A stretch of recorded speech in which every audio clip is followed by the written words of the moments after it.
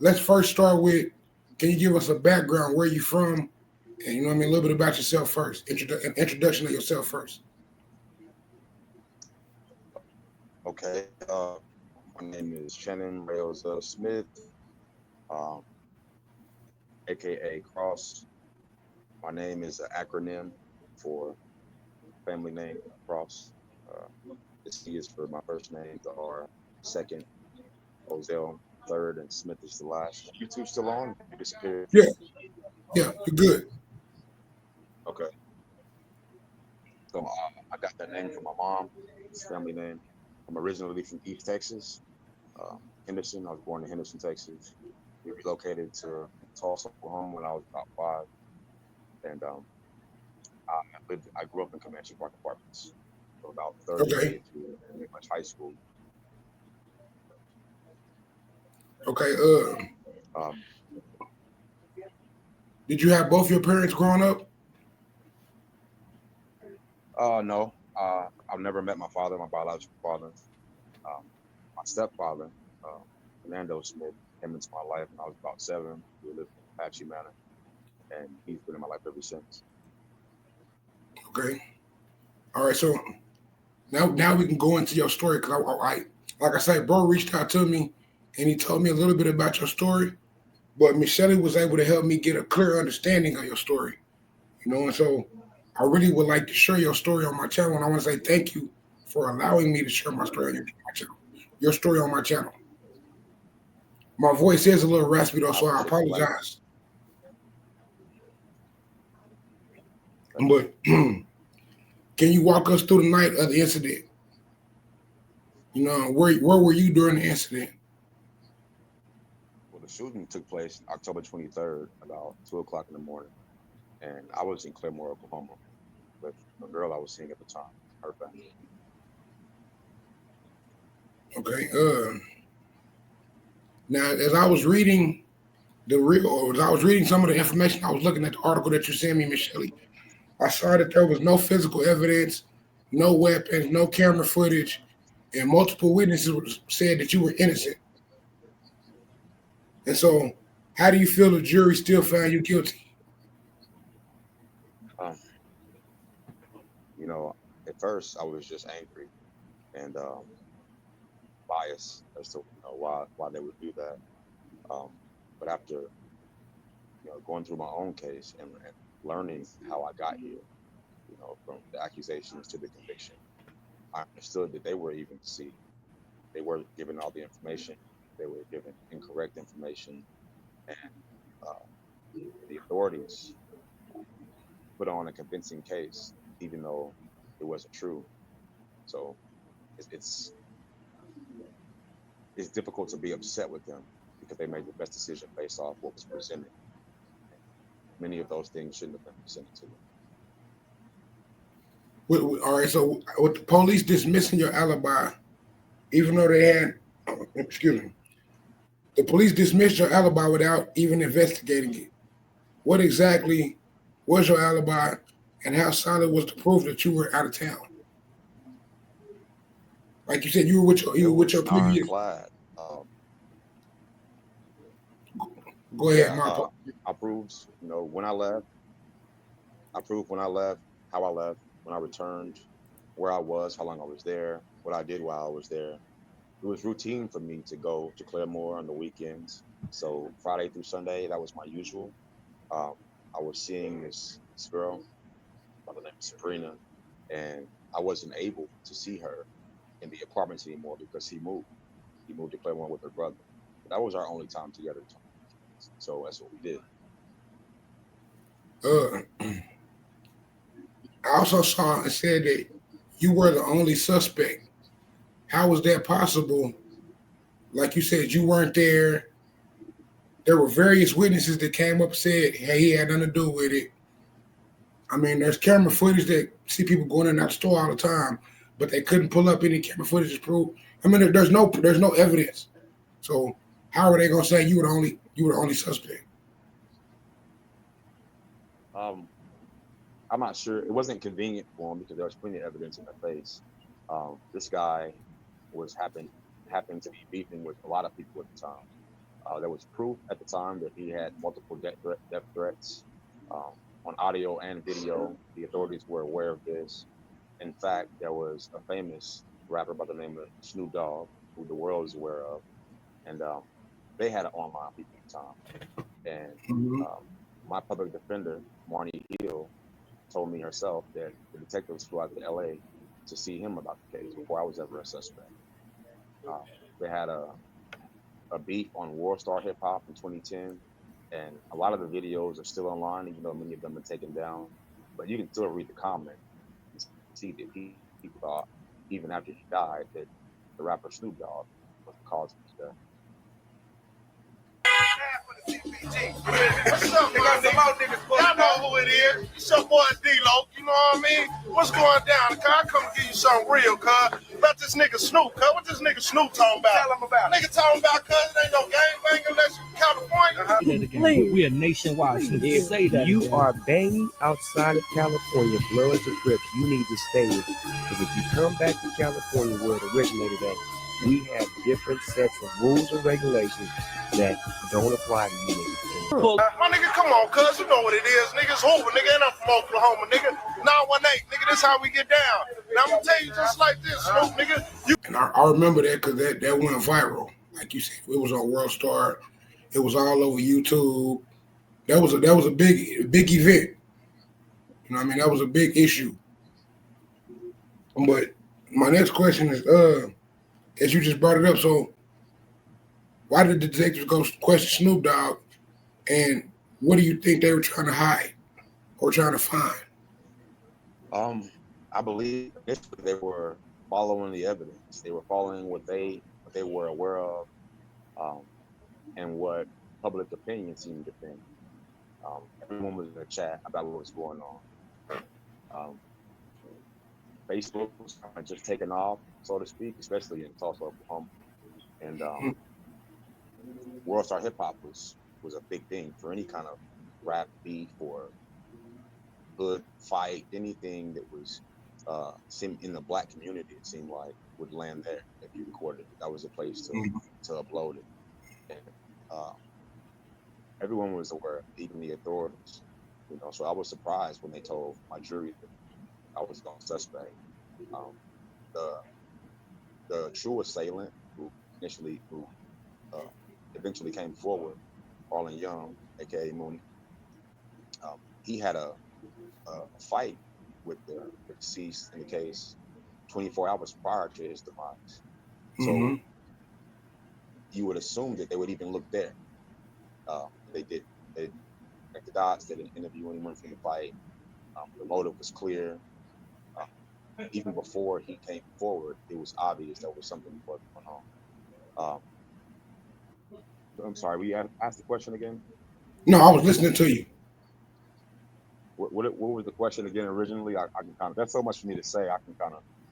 We were talking about you were going into how he had a fight 24 hours prior to the incident, and the guy came and confessed.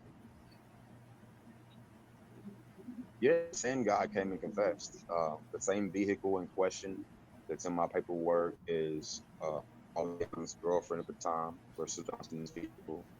Detectives have since confirmed that everything that Arlen Young and his family came forward with after my conviction verified or corroborated. The problem is that authorities aren't accepting this information. They're not investigating it, and they don't seem to be willing to reopen my case. Now the DA used the testimony of two known felons, and one of them was an informant. Do you know what the deal, or do you know what deals or incentives they had to receive their testimonies? It seems that they were escaping prosecution. They were both had several charges pending at the time, and there was no conviction or definitely leniency.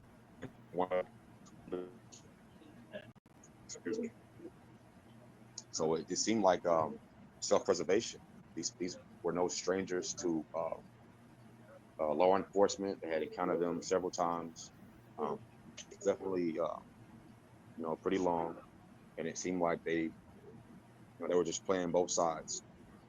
They would have This was a whatever gang beef, intention, right? or it was. And you have no gang. You have no gang ties. You have no gang affiliation, no gang ties whatsoever.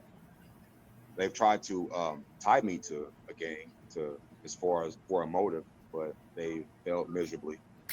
I've never been in a gang. In fact, I grew up in Boy Scouts. I used to get picked on for wearing my uniform in the same projects. Yeah. So. How old were you when this incident happened? I was 21 years old. And this was what, 2010, I believe? 2010, November 17th, when I was arrested. The shooting happened October 23rd, 2010. I hate hearing stories like this. All right, so the 4 witnesses against you later admitted to committing perjury. Why do you think they lied in the first place? Well, you already kind of answered that. They were trying to get themselves off. Oh, so the 4 people who came forward, they were never. This is why my case is active in the courts right now. If they had come forward before, the information would have been given to the jury, and I don't believe that I would even be here. The problem is there was a 3-on-3 fight 24 hours before the shooting, and the police never interviewed anybody on the other side of the fight. So all of the people who are coming forward are in the fight. 2 of the people are fighting alongside the guy who retaliated against Dominic Jasper, aka D-Lo. So these aren't new players. These aren't, strangers to this situation. These are the very people who were actually involved. That's crazy. All right, so now you said that in 2017, Arlen Young confessed to the crime a week before dying from cancer.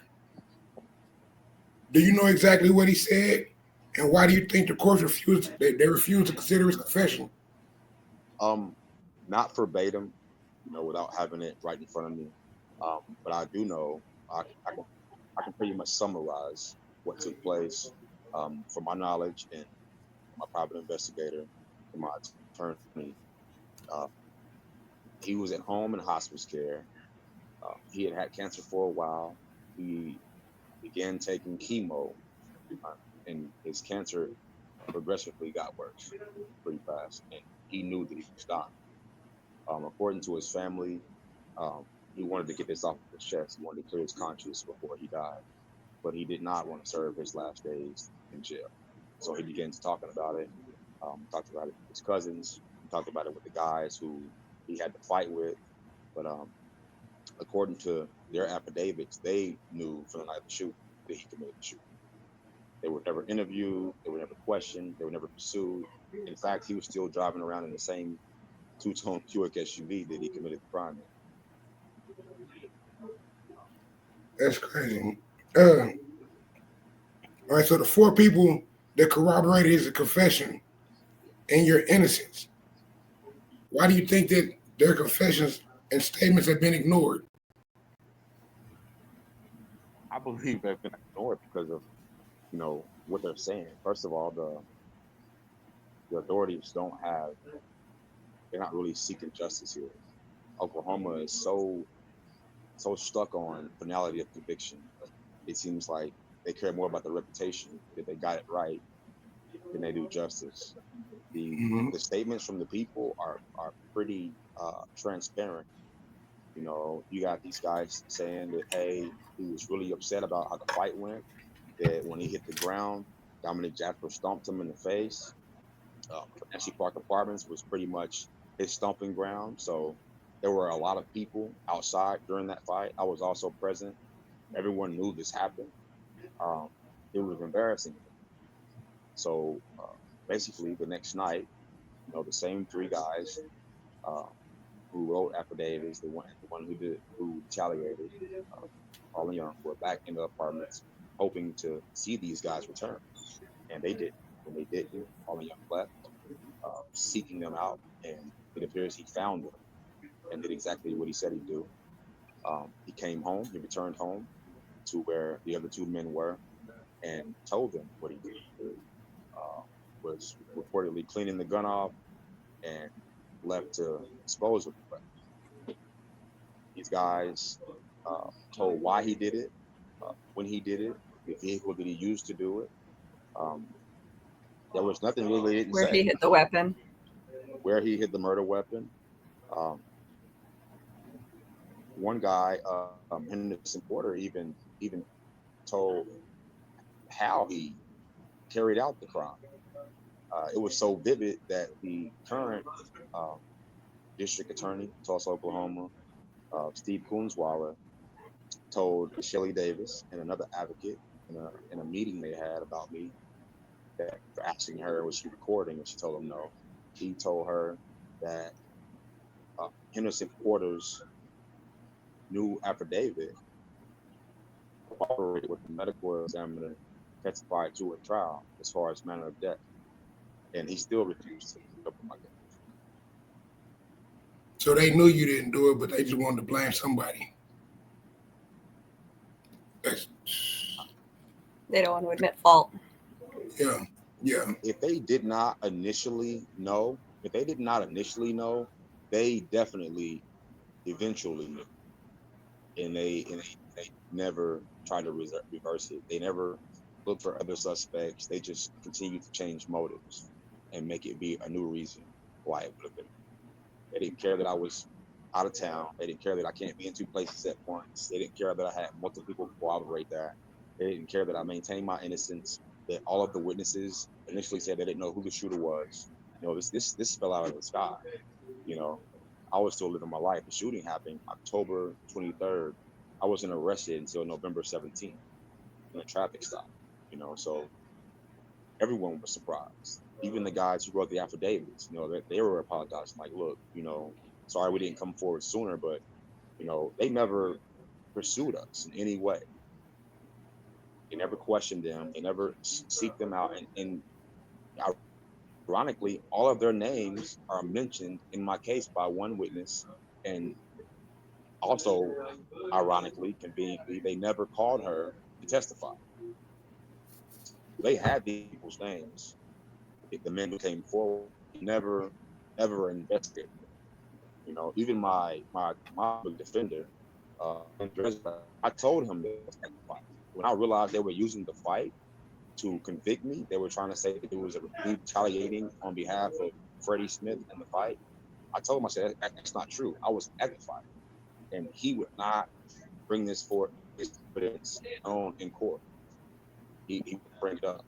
I had already agreed to not to testify because he swayed me that me having a criminal history would sway the jury against me. It took him about 45 minutes to convince me. But, if you haven't ever been through something like this, you lean heavily on the advice of your attorney. And I believed him. Did you know either party before Did you know either party before the incident? Say that again. Did you know either side before the incident? Did I know what? Did you know the people before the incident? Yes. I was aware of everybody but Brandon State Star Witness. I didn't know it. I never saw him. This is crazy. Okay, so we know that D-Lo and the guy Mooney, that they were two of the six people fighting, and D-Lo had Mooney on the ground. Like you said, he was stomping him in his face. Do you believe the fight was an actual motive? Well, yeah, I guess so. I mean, that's the, like you said, retaliation. So, yeah, I mean, that's pretty much answers that question. So I only got to ask that. Police claim that your retaliation because your cousin Freddie. Oh, whoa, I think that's wrong. I think, correct me on this question if I say it wrong, but the police claim that you retaliated because you were related to them or that you were friends with them. So, with Freddie Smith. Me and Freddie Smith grew up in the apartments. And Freddie Smith was involved in the fight. I still hung out with Freddie Smith. Me and him are friends. We're friends then. And they tried to make a connection that wasn't true. This is why I believe they made this connection. Um, the fight happened, and police were already in the complex responding to a domestic call. Um, the fight broke out. The police were completely unaware of the fight until shots rang out. When shots rang out, they ran from one part of the complex toward the fight. Well, when they come around the corner, it catches everyone off guard. So Freddie still has the firearm in his hand. The gunshot that was fired was from him. It's already it's already documented. The police saw him with the gun. He's already wrote in a statement. So this is public information, not Mm-hmm. anything new. Mm-hmm. He was so surprised that they were there so fast. His eyes were big. He dropped the gun and ran as fast as he could toward the back of the apartments. Um, he ran so fast that he got away. The police weren't able to find him that night. They were riding through the apartments. I was there, so I know. They were riding through the apartments looking for him, them and apartment security, and they couldn't find him. They never found him that night. Well, at the same time, the shots fired broke the fight up. At the time that he was about to get hit by a vehicle that Carmelisa Jefferson, aka 24, was driving, um, he fired the shots. It also got uh, D-Lo off of Arlen Young, who was on the ground getting kicked in the face. It broke up the fight. It made everybody scatter. So the police only saw Freddie with the gun, and that he was the immediate threat, so they chased him. Well, the two guys that were with the female hopped in the car that she was already in after trying to run over Freddie Smith with the vehicle, and they fled out of the apartments. Well, the entrance of the section of the apartments they were in was the same entrance the police were running around the corner on foot in. So you had Mm-hmm. cop cars that were around the corner, and they were coming in cars, but the other officers didn't get in the car. They ran on foot to come around the corner, so they couldn't pursue the vehicle that was leaving, that was speeding out of the complex. They saw it. I saw them see it, but they couldn't pursue it on foot. And Right. also, Freddie was the immediate threat, having the firearm. So even that whole side of the fight got away. So the same female who tried to hit him with the car, Carmelisa Jefferson, returned in the same vehicle later that night, and she was pulled over on 36th Street North, heading toward the apartments. She was in the car alone this time. Well, she pulled over inside of the complex, so a group of onlookers, including myself, moved toward the front of the complex to the new scene that was unfolding. Comanche Park was in the heart of North Tulsa. Mm-hmm. They're huge apartments. There were many people outside for the fight, and there were much more outside after the fight because the police presence was there so long. So now everyone's outside. There are different clusters of people outside watching this unfold. And so the longer they were up front, the more people came out. So myself and a group of onlookers were in one of the groups. She got pulled out of the vehicle, told to stand the back of the vehicle. I watched the officer pull out a chrome revolver, set it on top of the vehicle, walk behind her, and she's facing us at this time. We're like on a hill, she's at the bottom of the hill, and he begins to cuff her. He grabs one arm, and while he's, I guess, reading her rights, and before he can grab the other arm, she points in a group that I'm standing in. He continues to cuff her, but now they're just standing there. She's cuffed, he's facing us, looking up, and the officer is standing behind her. Well, this went on for about 2 minutes, to the point where it was a little awkward. Like there's nothing to happen next other than her to, be hauled off to jail. She's in a car alone. They found a firearm. No one was with her. What are you guys looking at, basically? Mm-hmm. Um, the officer then calls to the shorter, stockier black officer. He comes over, and now all three of them are standing there talking, looking up. And I say looking up at us now, me now, because they later pursued me. So people began to walk off because, like I said, you think the show is pretty much over. She's cuffed, they found the firearm, she's in the vehicle alone. So we begin to walk off. Well, when we do this, the officers begin moving toward the black, short, stocky officer begins moving toward the crowd really fast. And he's shouting, hey, hey. No one really knows who he's talking to until he gets all the way up the hill and is on the sidewalk behind me and Keisha Brown. Keisha Brown happens to be the deceased fiance at the time. So Mm-hmm. this is how this is how it's obvious that there's no bad blood between us. Is that not only were me and the deceased on good terms, me and his fiance were on good terms, and you can even corroborate this in witness statements given by her. She says they were friends. It doesn't make sense. She was confused / I believe swayed by the state. But I'm saying this to say that I was stopped and frisked that night. They pulled me over, searched me, ran my name, and he began to walk off. And I stopped him. I said, "Hey, why did you stop me? There's so many people out here. Why did you stop me?" And the officer's response was, "You fit the description of the suspect." I'm like, "What suspect?" And he tried to walk off again. So I have to keep stopping him to have this conversation. I'm like, "What suspect?" I'm upset that he stopped me. I really am. And he says, black male, white t-shirt, blue jeans. This is 2010. This is what everybody's wearing. Yeah. And I said that. I said, "Man, look around you. Like, you're in North Tulsa. Look around you. Everybody's wearing that." Literally, everyone was wearing white t-shirt, blue jeans. So people began to laugh. So he felt mocked. He felt like I was uh, being Belittle. disrespectful, Yeah. I guess. I don't know. His pride was out. And he ran my name. He told me that he was aware I was on probation and that he'd see me again. Basically, I was being smart ass. Um, and he left. I had already called my stepfather to pick me up after the fight, and my steppops arrived shortly after I was released from being detained. So 24 hours later, when the shooting takes place by Harlan Young, the police asked everyone what happened. The guy who was shot gave a statement in detail. He gave one at the scene, he went to the hospital. This guy knows me by face and by name. 24, aka Carmelisa Jefferson, aka 24, is now a victim. She's also shot. This is the one who pointed at me and got me stopped and frisked the night of the fight. They asked her who shot her. She says the same thing. "I don't know." Told exactly what happened though. These people aren't saying we don't know. They gave a detailed description of what happened that night when shots rang out. So it's not like they're on some gangster stuff saying, we don't know. Like, these people are being forthcoming, even according to police who would testify later in my trial.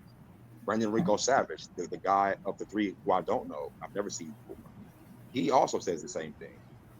"We don't know. A black male in a black hoodie approached 2 a.m, crossed the street, got about to the driveway and opened fire and fled back the way he came." This was on the news. You can look it up. It's public information.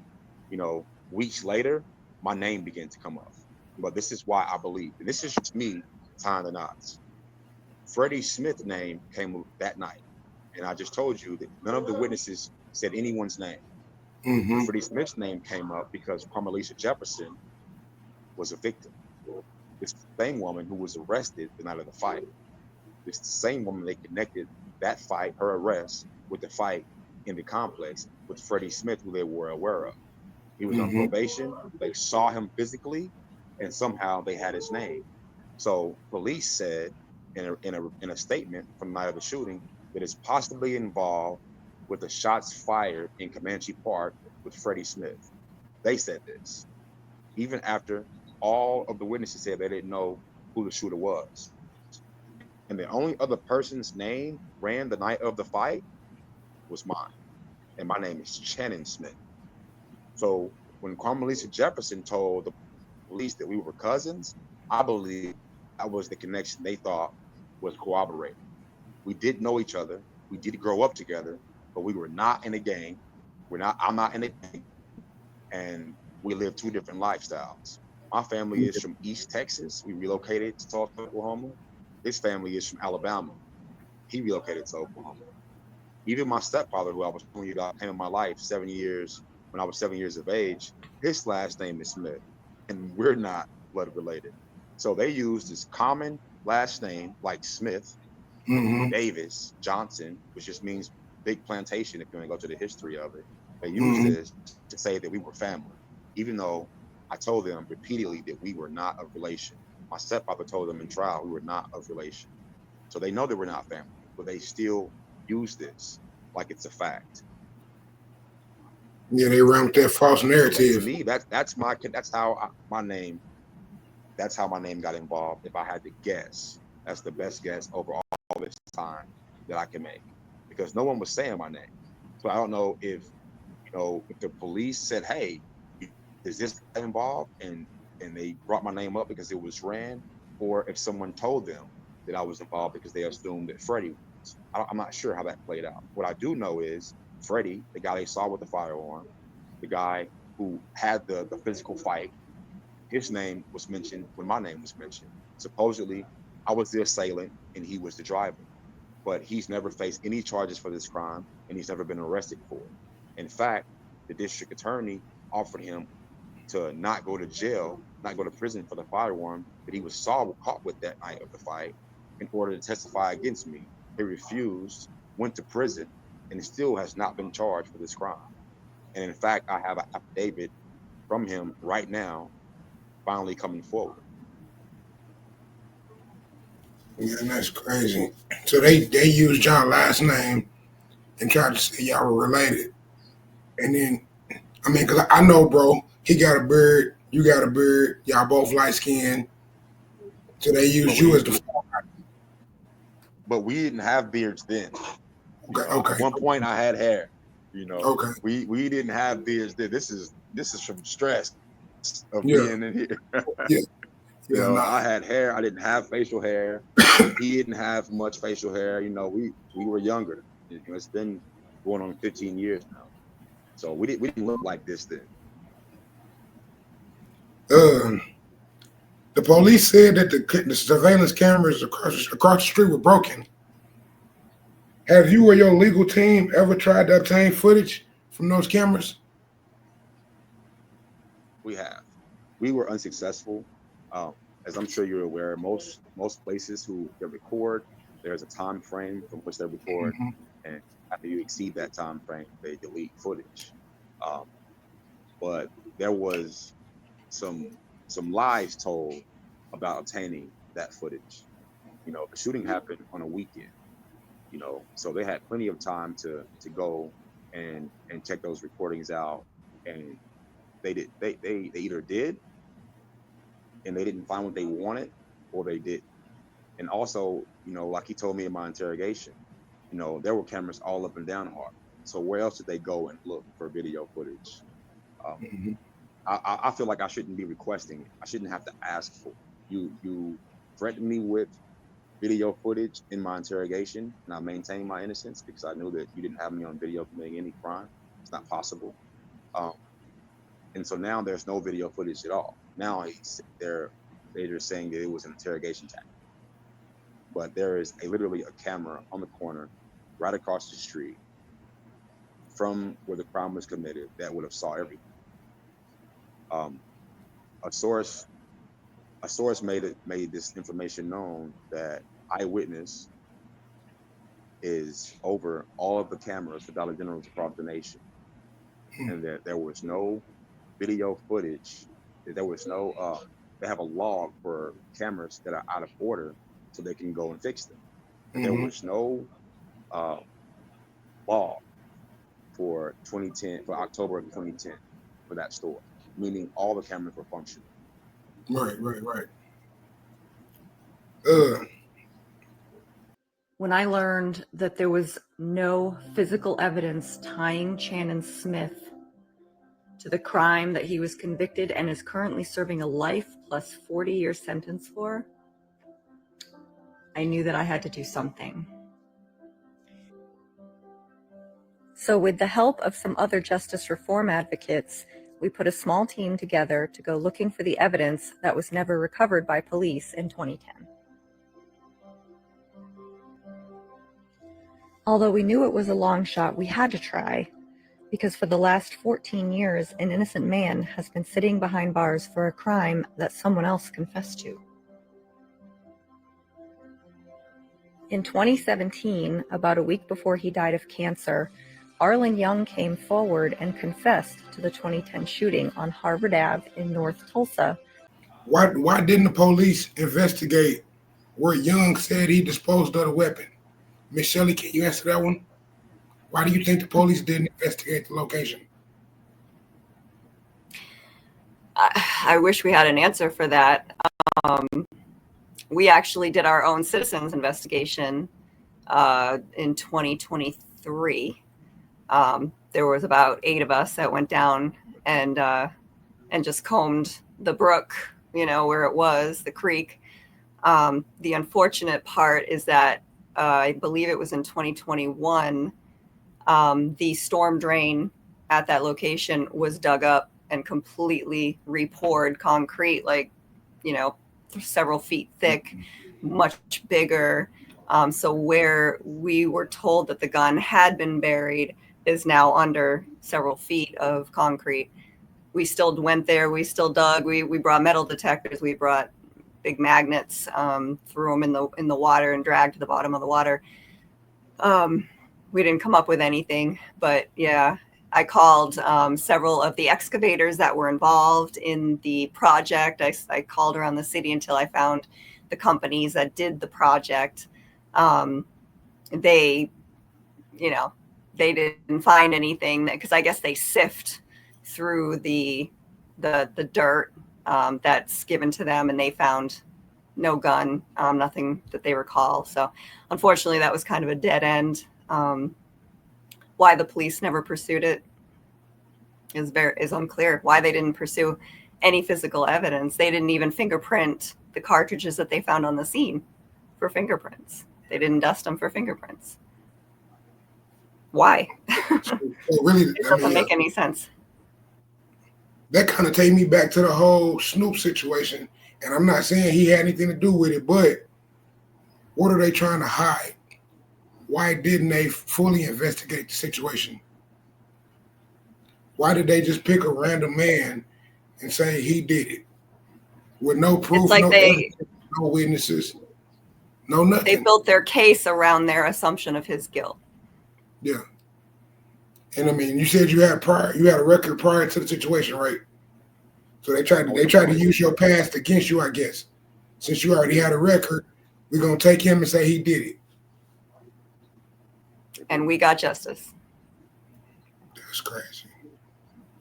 And now the community can sleep safe. I firmly believe that most of the people who get wrongfully convicted already have a criminal history. Mm-hmm. You think about it, then if you ever do something that lands you in jail, you become a felon. Look at how it affects your life. If you never land up in jail, it affects you for the rest of your life, where you can live, where you can work. It affects everything. People naturally don't trust you. So if the police come and say something negative about you, your name is already worth nothing. You already don't have the rights of a citizen who's never been in trouble with the law. And it happens to people who have never been in encounter with the law too, I believe. Mm-hmm. But I believe that it's a lot easier to paint a picture of someone who's already been in trouble with the law. I was on probation, so it's easy to say, okay, he just got out of prison. This is his cousin. He was there for them. But they have to. This is what happened. These people are experts at what they do. When they have a bone, put it like this. I got out of prison and I was charged with the crime, with the weapons. I was in prison for selling drugs in a vehicle. So what they do is they take your driver's license. Naturally, you have to get them back. So I had to take classes, pay money, then pay for the reinstatement fee. I get out of prison. I'm not hanging back out in the apartments. When I do, I don't understand the social dynamic. I don't know all the players, who's hanging out with who. I don't. It's different. I've only been gone for a year, but it's different. Yeah, but where I was going with that. Look, I kind of get excited. I kind of get excited when I get an opportunity to talk about my case. So I just kind of let's go to the next question. Let me ask you this: do you think that it was racially motivated, or you think they were just in a rush to convict someone regardless of guilt? And racism is so disguised now. It's not like it used to be. It's not inward, hanging from a tree. Since Jim Crow laws and all that, it's definitely different. You can't go about it the same thing. Do I believe that it's a factor? Definitely. I had an attorney at the time that the new discovered evidence was out, and before they redid the Bet Creek of where the murder was told that it was, you know, I told my private investigator, I told my attorney, you know, so they were aware that the murder weapon was located. Oh, what is that? Dirty Butter Creek? That Dirty Butter Creek, Dirty Butter 6th Creek. Street North. Mhm. Is that the name of the creek?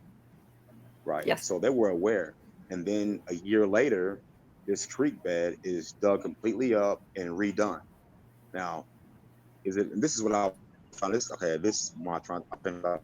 Sorry. This is what I was getting at. So, is it coincidence or is it the power? I mean, what are the odds? All this time, you know, nothing has been in this area. Now, a year from the affidavit, the proof, the affidavit from the guy who committed the crime, that the murder weapon is in this location.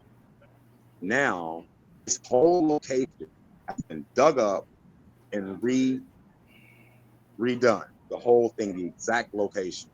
Now, that's either people in really high places covering their tracks, or that's sheer coincidence.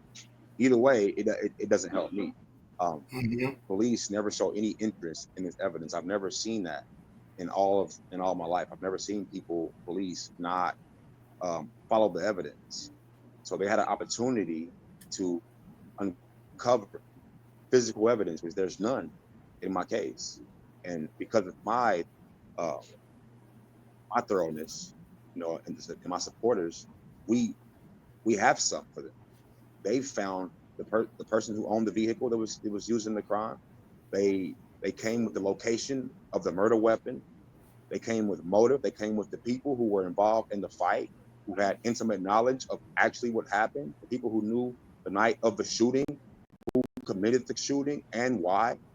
And they didn't talk to these people. So all the evidence came from my end, the accused, from my diligence, the people who sought to help me. They didn't discover any of this. You know, it was always you, you know, there were never any suspects. So, you know, it comes down to integrity. If you tell the jury one lie, if you cover up one lie, what else are you covering up that we're not aware of? What else are you doing, you know, that we can't prove? If we can prove this, this, and this. Because it was a 3-on-3 fight. It was a 3-on-3 fight. You wasn't even fighting. You wasn't even a part of the fight. And they just randomly, you know what I'm saying? It makes no sense. But we have to know Oklahoma's history to understand what's going on. You got to know Tulsa's history. I wasn't involved in the fight because their Go ahead, I'm listening. Their motive is this. The motive, the motive is that the fight happened that night, and in 6 hours, I came out there. I heard about the fight, and I retaliated for my cousin, Freddie Smith. So it couldn't be further from the truth. They know that I was aware of the fight, that I was present during the fight, because they stopped and frisked me on the word of their confidential informant, Carmelisa Jefferson. So you can't say that you weren't aware that I was out there during the fight. I was present. There's no way I could have heard about the fight. I was there for the fight. I saw you chase Freddie Smith. I saw her return to the complex. I saw him getting kicked in the face. I was an eyewitness to the fight, like many other people. You know, they make it seem like that I wasn't out there and that I heard about it, which is manipulation. Because think about it. If we were all from the same gang, if we were friends like that, why wouldn't I be fighting alongside them? If I cared about, if I had the same interests they had, why wouldn't I jump in the fight? Then they didn't check the apartment cameras? Man, they didn't bring any of that. And yes, there are apartment cameras everywhere. That's what I was just thinking. I'm like, hold on. Comanche got cameras, or it had cameras before they tore it down. I'm like, damn, hold on. It ain't making sense. I mean, your story makes sense, but what they did ain't making sense. It's kind of pissing me off, so my bad. Because you're the fourth brother that I'm about to have on my channel who's been wrongfully convicted in Tulsa, Oklahoma for some bullcrap. And it's sad. It's sad in 2025. I mean, it's 2010, but still, they're still doing it. It's a continuation. And the fact that the car, one of the vehicles from the night of the fight, was the actual vehicle that was there at the night of the shooting, and they didn't make the connection to that fight to Arlen Young. They didn't even look into the vehicle that was there. They She were got told it was pulled a over, two-tone right? It SUV. was so petty. And It wasn't her vehicle, though. It was Yep. it was the other vehicle that was part of the altercation. It was the state's right. It was all right. So what happened is, Carmelisa Jefferson, aka 24, she comes speeding to the complex, and the three guys are just getting off work. Freddie, Arlen Young, and Henderson Porter, just getting off work, still sitting in the vehicle, hanging out. She comes flying to the complex, parks right next to them, and opens the driver door, hitting the passenger door, which Freddie Smith is sitting in. These two already have tension.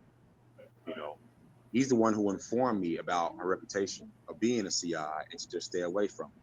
This is what caused the tension, so to speak, between us. I had been around her a couple of times, didn't really know her. And I began seeing this girl named Sabrina in the complex who I didn't know she liked. I didn't know that she liked her because at the time Sabrina was dating a guy who was 24's friend. So I wasn't aware that she liked her for herself. So after she stopped seeing him to talk to me, I believe 24 saw that as an opportunity to have her for herself.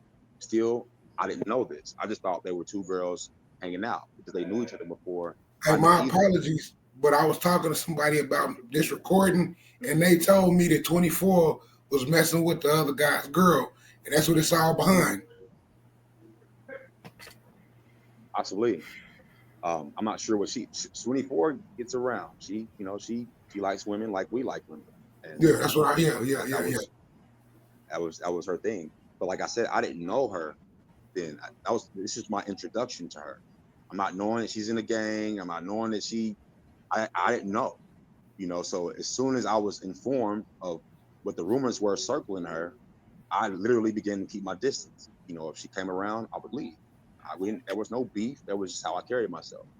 And she took it personal because a lot of the people that she had gotten to know in the complex, I grew up with in the complex. I knew. So to her, I was this new guy who was kind of raining on her parade. So I was pursuing Sabrina aggressively at first until I realized that 24 was always hanging out there. So when I realized this, I stopped going to her apartment. Now, me and Sabrina hit it off because she was living in one of the apartments that I grew up in the complex. So I asked her address, and she was like, "What if I tell you my address? You gonna know, where I live?" I'm like, try me, thinking I was Mac Daddy type back then. And she tells me her apartment, and what do you know? It's my old apartment. So I was able to tell her where she lived, just pointing, and she was impressed. It was random, right? And so I was on her heavy. We were both in a relationship already, so it wasn't anything other than young lust, if you will. Yeah. And I began to back off when I seen her company. And so she saw me one day in the apartment. She was like, "What happened to you? I thought you liked me."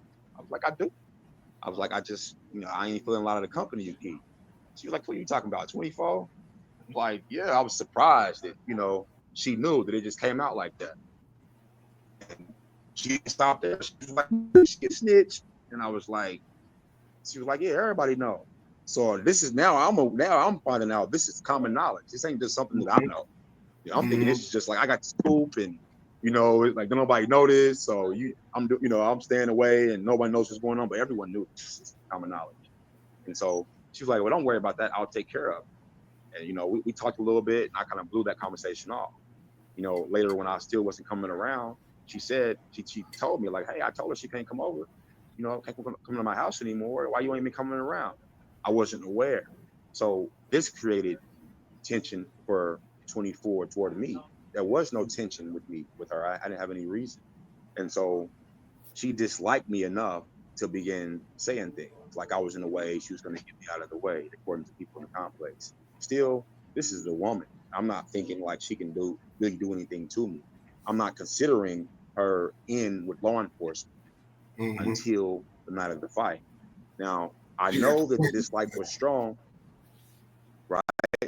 this is my introduction, right? This is, and I know that her influence was strong because I hadn't saw her for maybe 2 or 3 months prior to this fight, because Freddie was in and out of the apartment. He was losing his apartment, and Sabrina had been kicked out. She had been evicted. So I didn't come to Comanche to see her or him anymore. So I was out there less. And there were still people that I would hang out with, like Theo. There were people that I grew up with in the complex that I would go and see, but I wasn't out there as much. So it had been 2 or 3 months before I had been out there. And so, because I would go see her where she lived now, Claremore, but I could only see her on the weekends because, like I said, I was in a relationship.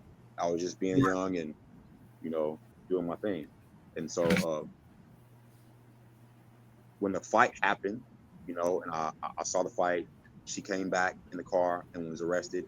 When she saw me, it must have sparked something for her to do that, for everyone to know that I wasn't involved in the fight, for her to put the police on me, and for them to actually listen while she's being arrested. I said, okay, this girl has an in with law enforcement. I grew up in the projects. I've been falsely accused of a crime before, but it's never gotten this far. As Black men, we kind of, it's part of our life. I hate to say that. We go through stuff like that. We go through the stop and frisk. We go through the, what was the description? He was a Black male between 4 foot and 7 foot. We're used to that. It's not the first time that I've been stopped by law enforcement. But for me to see her point me out, and for me to know that I wasn't involved, and for police to act the way they acted toward me, I was concerned that night. I was surprised and I was upset, So when I was in my interrogation, and you were asking me the names of these people, I didn't know them by their government names. As you're aware of, we go by nicknames.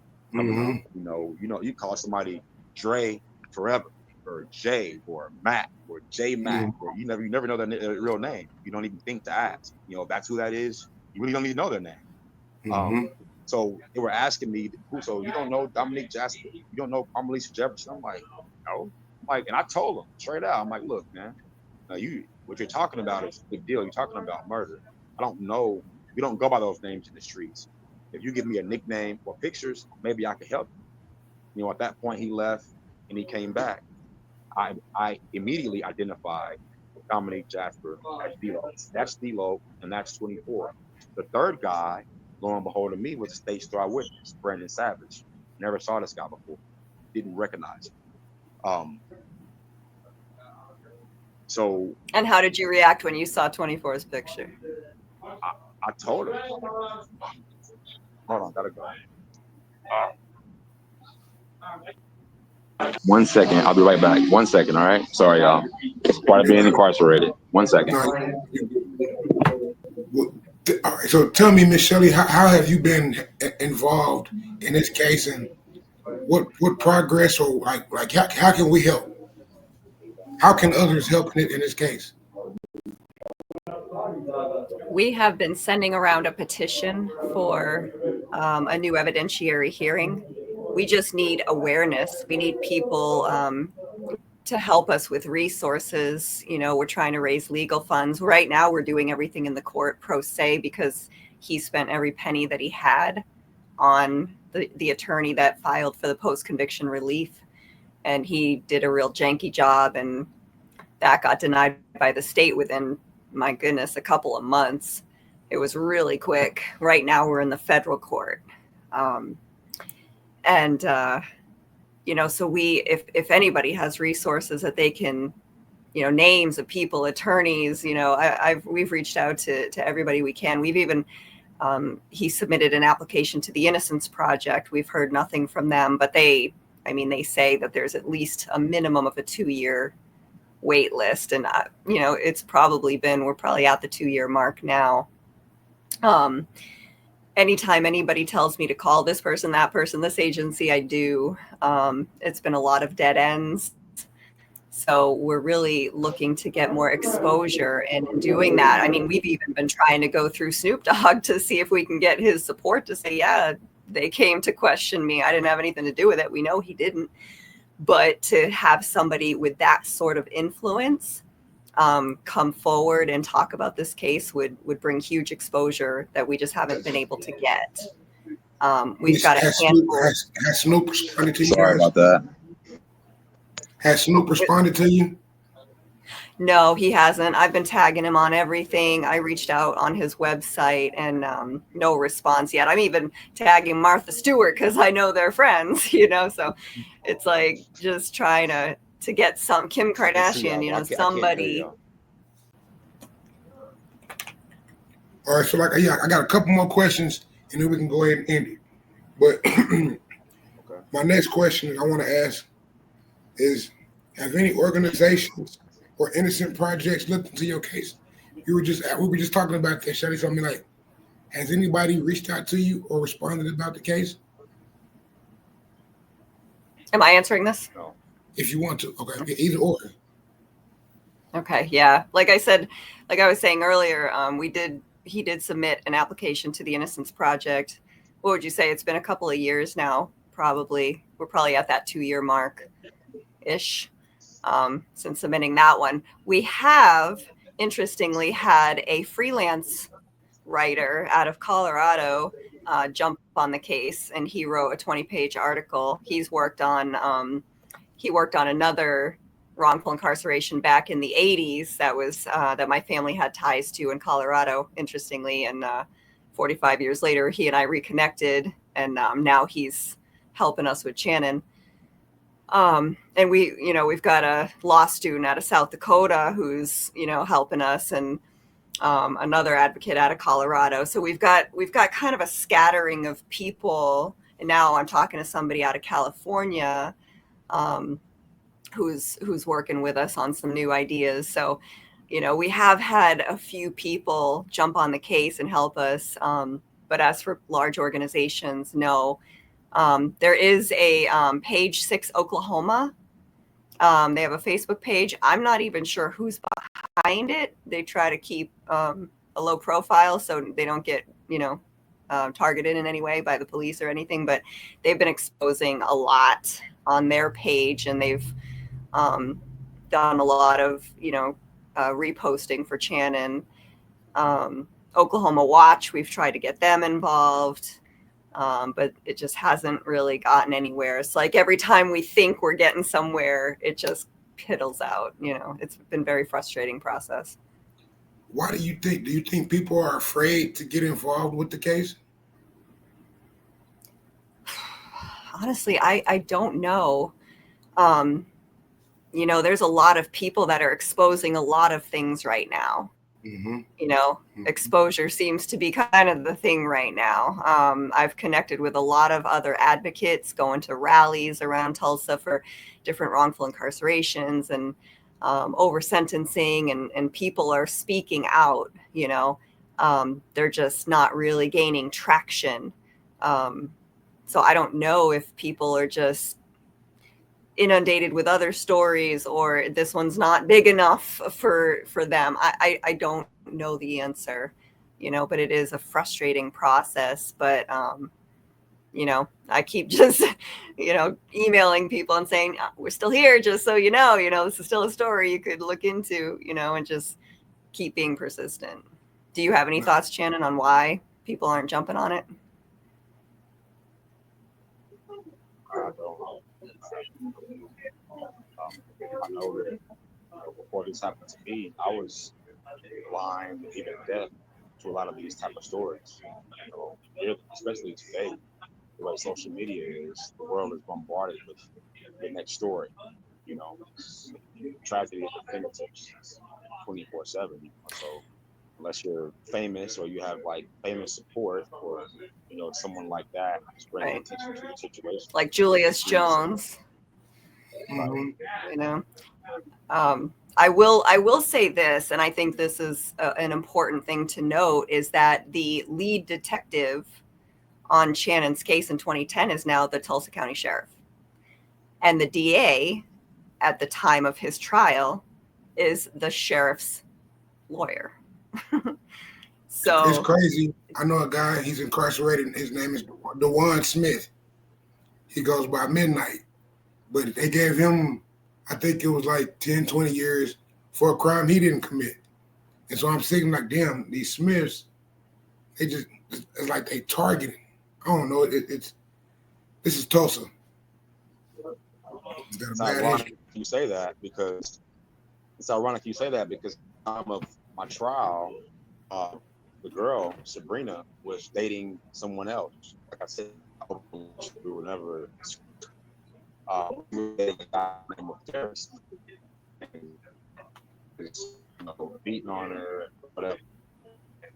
She came in on a separate charge before my trial, and the DA tried to get her to say that so my cousin, and he was holding her hostage so she could come testify on my behalf. So any opportunity to connect me to someone with the last name Smith in this case, it seemed like they were jumping on it. They were making connections that weren't there, but the ones who were out couldn't get those connections. So that's why I say there's a serious bias in the case, and it's pretty obvious. Let me ask you, Mr. Brother Channen, what do you want the public to know about your case that hasn't been widely covered?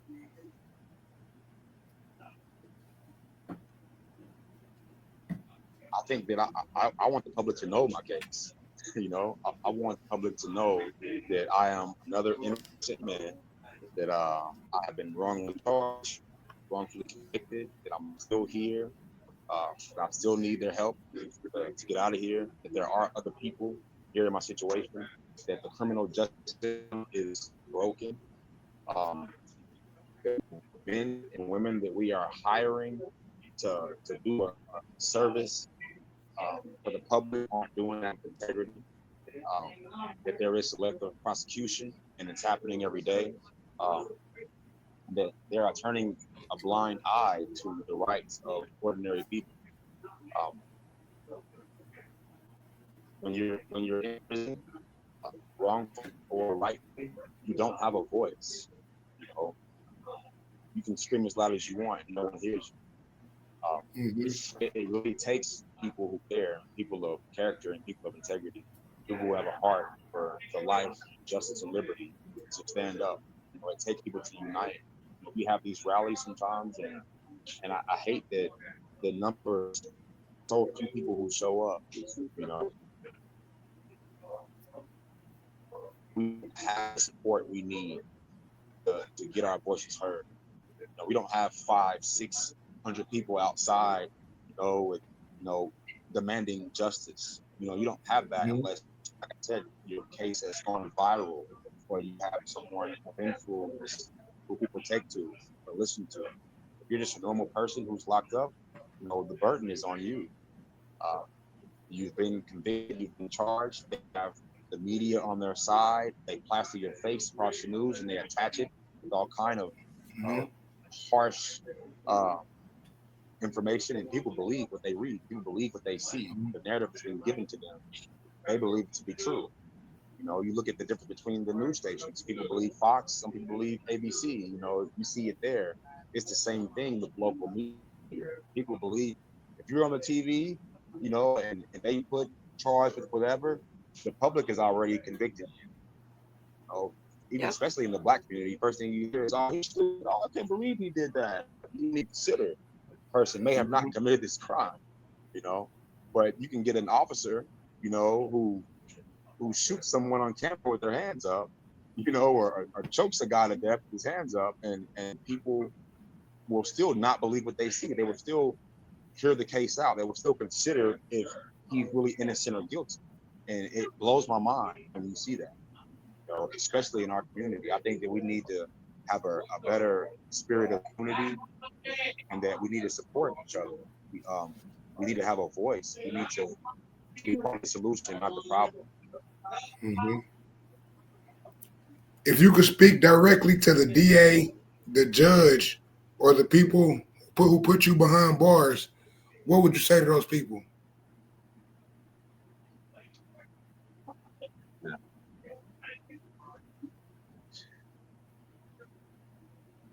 Just thinking about that, I say, what if they were you? how do you sleep at night? You know, how do you live with yourself? You know, you took an oath. Or does it not mean anything to you anymore? You know, all just to get in office. And you don't have any integrity to uphold what you swore to. Is my knife not as valuable as why? Would be my question. Because I don't look like you, because I don't sound like you, because I don't identify with communication the way you do, because the way I dress, because I grew up in poverty. What is it? You know, what is it about me that makes you care less about my life than you do someone in your own community? What if I was your neighbor? What if I was your son, your uncle, your cousin, your nephew? What if you could prove your brother was innocent and no one hurt you? What if you were in prison, fighting for your life, fighting for your sanity, missing Christmas and birthdays, losing relationships due to the fact that you're not around? You know, Yeah, I mean, I'm I would sure. say, remember your oath. Mm-hmm. I was just gonna say, I'm sure it's affected you and your family real tough. You have any children? I do. I've So, lost yeah. family since I've been here. You know, I'm everything anyone else is going through. I'm going through that behind bars, wrongfully. I shouldn't be here. Here going 15 years. That's a lifetime. That's a death sentence. I'm dying every day. Some days I can't breathe. Some days I think I'm going to lose it. You know, it's my faith that keeps me going. I don't think that people get it. They desensitized to their job. We become just another case number. You know, we get lost in the stack of files to do. You know, my lawyer told the judge that, you know, he was overwhelmed with cases. You know, that he was back up, and he was trying to get off my case. And they wouldn't let him off my case. He was telling these people, "Hey, I'm going through a divorce. I inherited this case. I'm overworked. My caseload is too high. I don't have time to do this case. Even the day trial started, I'm not ready." Oh, this is the guy's and paid by the state to represent me. He doesn't know me when he comes to see me. He doesn't know my face. He doesn't know the details of my case. Who's withholding information from the courts himself, you know, who's being forthcoming like, "Hey, I don't have the time or the energy to put into this man's case." He's telling me, what more does it take? You know? So it's like they didn't even care. I would say put yourself in my shoes. Usually you see guys trying to get an attorney off of the case. My attorney was trying to get off of my case. But That shit foul, man. What can people do to help raise awareness about your wrongful conviction or help push for justice? I'm sorry. 1 second, I'm sorry.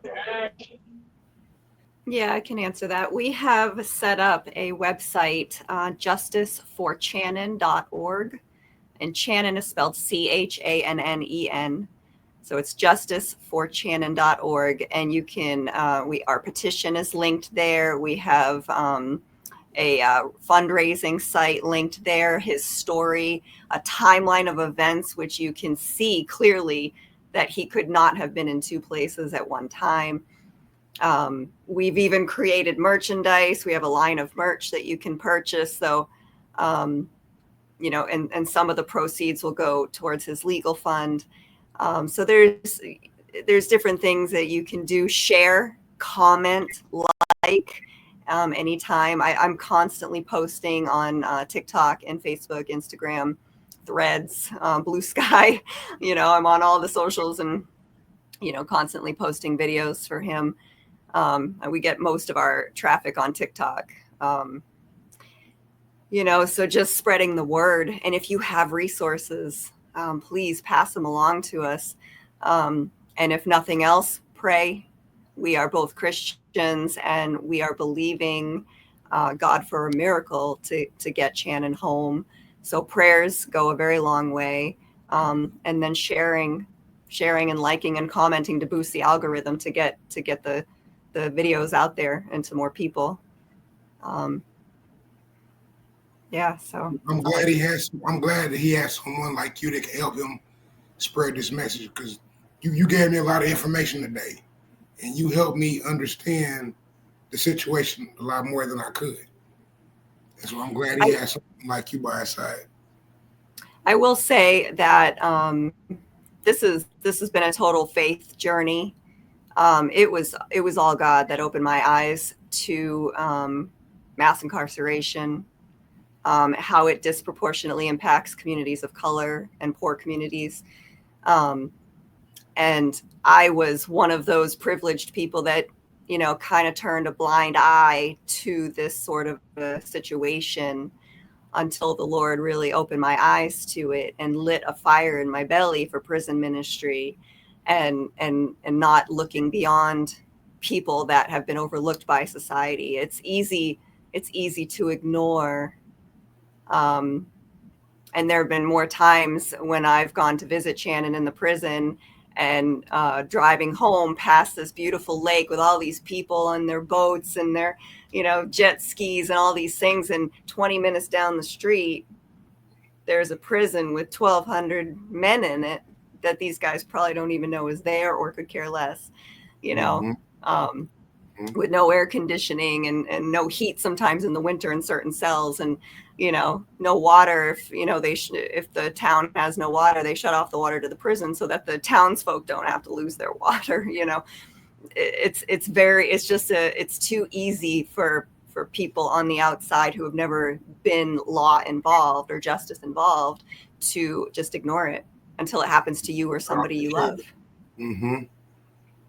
Out of sight, out of mind, as they say. Yeah. I want and to what thank people don't often realize. Oh, I'm sorry. Go ahead. No, go ahead. I was just going to say, a lot of times I see people that say, do the crime, do the time, that kind of thing. And that's, unfortunately, when you get ignorant statements like that, it hurts the people that are either wrongfully incarcerated or over sentenced, bullied into taking a plea deal for something they didn't do, false confessions. There's too much of that. So to just say you do the crime, you do the time is a very narrow-minded statement, and people don't realize the magnitude of the injustices that occur in our justice system. So, and their conviction rate when I started getting into this was the highest in the world. It's now not quite that high. Their incarceration rate. It's crazy because the women's incarceration is the highest in Oklahoma, and it's a small state. Yes. And so you have 4 million people. You know what I mean? Yeah. How you have a small state with the highest incarceration rate? Yeah, it's crazy. That's crazy to me. But Brother Channen, do you have any words that you want to share before we go?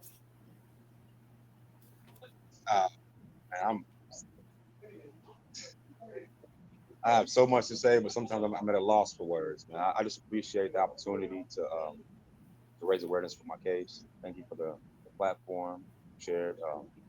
Thank you for what you're doing. Like I said, a lot of people here don't have a voice. They don't get this opportunity. So I'm definitely grateful for it. And I look forward to doing it again. You can do raise awareness for me, cause. I'm with that. When I get out of here, I will be back in prison. I want to be an advocate, hands-on. I want to have an office in one of these places. I did a lot of growing up here. I've seen a lot. I've experienced a lot. So I can definitely relate to the men in here. And I think the problem is no one is putting themselves in these people's shoes. No one's considering what's going on behind these walls. No one understands the process until you go through it. You don't understand how ignorant you are to the law until you find yourself in a situation like this. You don't understand how detrimental it is to know your rights until you find yourself in a situation like this. And then one more time, what's that? Oh, go ahead. My apologies. I was just going to ask one more thing. People, know your rights. Learn your rights. I'm sorry, I didn't mean to cut you off. What were you saying? that was me because they had a little pause in it for a second, so I apologize. But you're right. More of our people need to know their rights. People in general, period, need to know their rights. But I think law should be taught in middle school. Forget having to go to law school and pay all their finances. They should teach law in middle school so that the babies will know their rights. You know what I'm saying? Starting at that age. But in order for them to build their system, if I had to say, people miseducated on their rights. Yeah, they have to keep the people dumbed down. One more thing to. Mm-hmm. I'm sorry. There is a small lag. Brother. I'm sorry about that. Yeah, you good, brother. Go ahead. I was just gonna say if I had to say one more thing to anybody, any person, anywhere, always ask for an attorney. When they say that anything you say can and will be against you, that includes the truth. They can and will legally twist the truth and use it against you. So don't try to be forthcoming, even though you know what's right, you know what's wrong, you know what the truth is. Don't leave that to chance because there's no integrity. These people's job is accusatory in nature. Their job is to point the finger at you, to assume you did it. To try and get you to say it. Try and get you to say anything that they can use to go with their narrative or the narrative they want to portray. So always ask to speak for an attorney. Never speak to authorities on your own. It's just not wise. You hear that, you see it in shows, and you don't listen to it because you think that you can tell them the truth. And these are authorities. No one wants to spend the night in jail and you can tell them the truth and go home tonight. That's the way you think. That's not how it goes. They're building a case against you. You need an attorney, someone who speaks their language there on your behalf. So when they give you your rights and they read you your rights, remain silent. Don't say anything without an attorney present. Yep. And one more time before we go, what is their website that people can reach out and read your story on again? It's justiceforchannen.org. CHANNEN. Justiceforchannen.org. I got it. I appreciate both of y'all, for real. Thank y'all for giving me the opportunity to share your story. No, we thank you. We really appreciate that you taking the time to let us tell his story. It's needed, and I hope to see you out here real soon, brother. I hope to see you real soon. I have faith that I will be. We're gonna do some work together. Indeed. Well, thank y'all, and hopefully we may get a part 2. We'll get an update. You're gonna be out here. You know what I'm saying? We're gonna get talk about what you got going on, and so I thank y'all and appreciate y'all for y'all time. Thank you so much.